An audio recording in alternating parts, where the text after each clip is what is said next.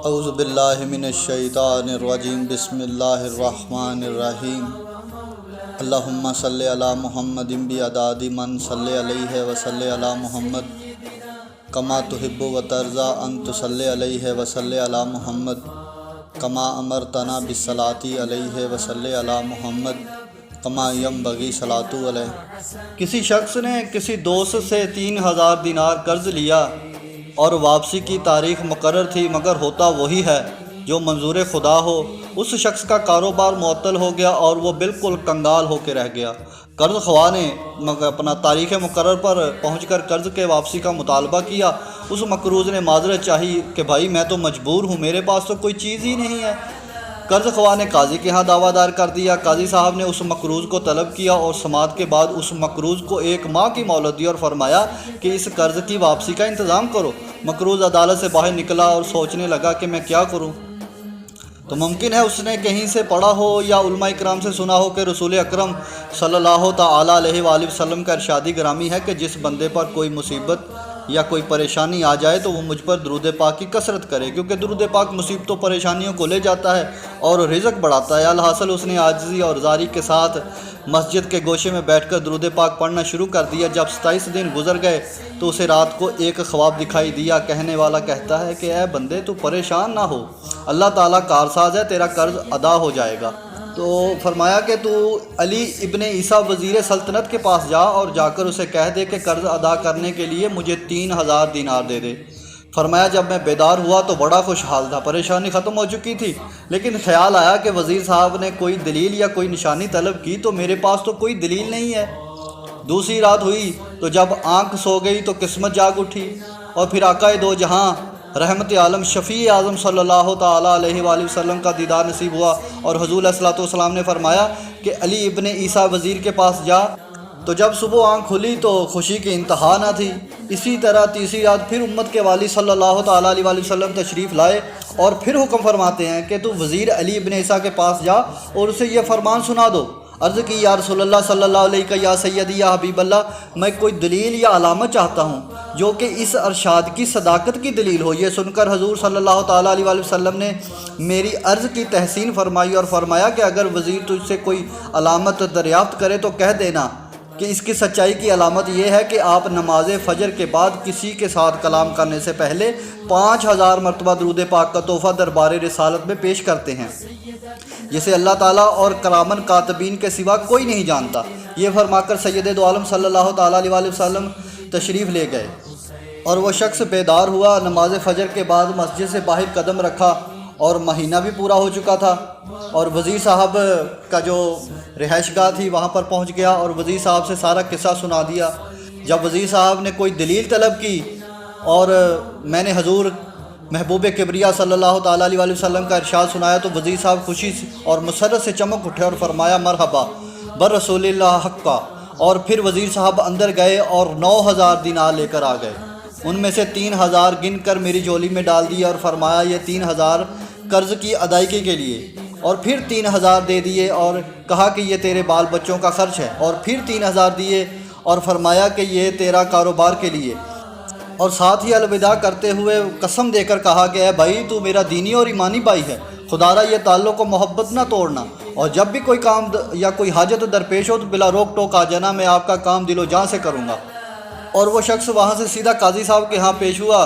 قاضی صاحب نے دوسرے فریقین کو بلایا تو اس شخص نے گن کر 3000 دینار قاضی صاحب کے سامنے رکھ دیے۔ اب قاضی صاحب نے سوال کر دیا کہ بتا یہ تو اتنی دولت کہاں سے لے کر آیا ہے، حالانکہ تو مفلس اور کنگال تھا۔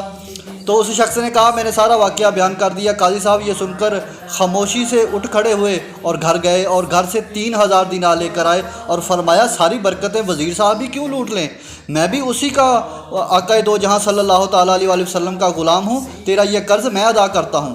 جب یہ صاحب دین قرض والے نے یہ ماجرا دیکھا تو وہ بولا کہ ساری رحمتیں تم لوگ ہی سمیٹ لوگے، تو میں بھی آج ان کی رحمت کا حقدار ہوں۔ یہ کہہ کر اس نے تحریر کر دیا کہ میں نے اس قرض خواہ کے جو بھی قرض لینا تھا وہ اللہ اور اس کے رسول صلی اللہ تعالیٰ علیہ وآلہ وسلم کے لیے معاف کر دیا۔ تو پھر اس مقروض نے قاضی صاحب سے کہا کہ آپ کا شکریہ لیجیے، اب اپنی رقم سنبھال لیجیے۔ تو قاضی صاحب نے فرمایا اللہ اور اس کے پیارے رسول صلی اللہ تعالیٰ علیہ وآلہ وسلم کی محبت میں جو دینار لایا ہوں وہ میں واپس لینے کے لیے ہرگز تیار نہیں ہوں، یہ آپ کے ہیں اور آپ ہی لے جائیں۔ تو میں 12,000 دینار لے کر گھر آ گیا اور قرض بھی معاف ہو گیا۔ یہ ساری کی ساری برکتیں درود پاک کی ہیں۔ وہ کہتے ہیں کہ مشکل جو سر پہ آ پڑی تیرے ہی نام سے ٹلی، مشکل کشا ہے تیرا نام تجھ پہ درود اور سلام۔ اور ایک اور واقعہ ہے کہ ایک شخص کے ذمہ 500 درہم قرض تھا، مگر حالات ایسے نہ تھے کہ وہ قرض ادا کر سکے، اور اس کو نبی اکرم صلی اللہ تعالیٰ علیہ وسلم کی عالم خواب میں دیدار نصیب ہوا۔ تو اس نے اپنی پریشانی کی شکایت کی تو حضور صلی اللہ تعالیٰ علیہ وسلم نے اپنی امتی کی پریشانی کی کہانی سن کر فرمایا کہ تو ابو الحسن کسائی کے پاس جاؤ اور میری طرف سے کہہ دو کہ وہ تمہیں 500 درہم دے۔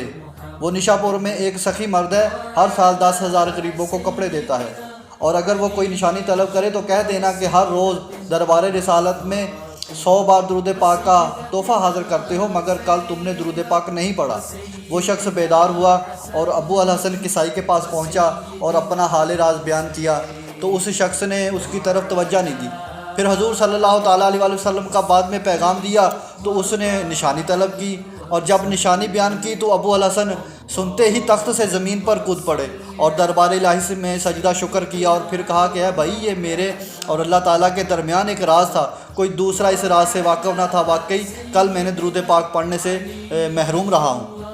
تو پھر ابو الحسن کسائی نے اپنے کرندوں کو حکم دیا کہ اسے 500 کے بجائے 2,500 درہم دو، اور ابو الحسن کسائی نے عرض کیا کہ اے بھائی یہ کیوں؟ تو کہا کہ بھئی 1,000 درہم آقائے دو جہاں صلی اللہ تعالیٰ علیہ وسلم کی طرف سے پیغام اور بشارت لانے کا شکرانہ ہے، اور 1,000 درہم آپ کے یہاں قدم رنجہ فرمانے کا شکرانہ ہے، اور 500 درہم سرکار کے حکم کی تعمیل ہے۔